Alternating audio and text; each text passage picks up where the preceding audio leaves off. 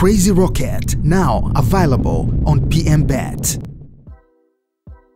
Na mtazamaji wa PMTV Tanzania, karibu katika update za PMTV. Hapa tupo kwa ajili ya kukujuza mengi yanayotokea kimataifa, kitaifa na sehemu ama katika nyanja tofauti.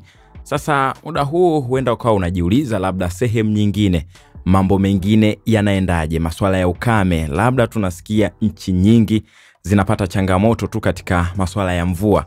Sasa si Afrika huenda pekee ambao wanakumbana na changamoto hizo.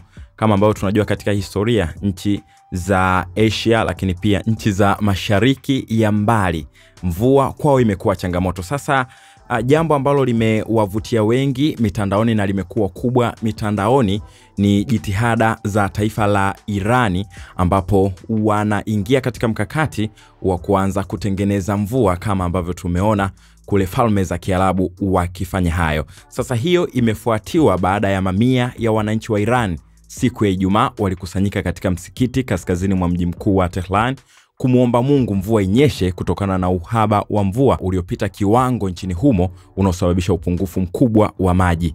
Ripoti kutoka nchini Iran zinaeleza hali ya sasa ya mvua imeshuka kwa asilimia 89 ukilinganisha na wastani wa kiwango cha mvua kwa miaka 57 iliyopita.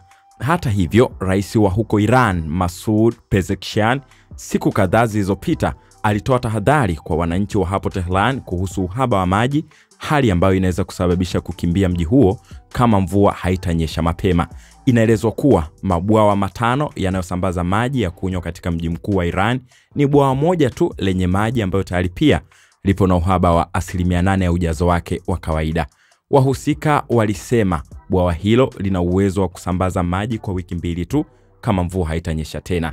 Katika hatua nyingine, Iran imeanza mpango wa kupandikiza mawingu ya mvua kwa njia za kisayansi ili kuzalisha mvua kwa ajili ya kukabiliana na ukame huo wa kihistoria.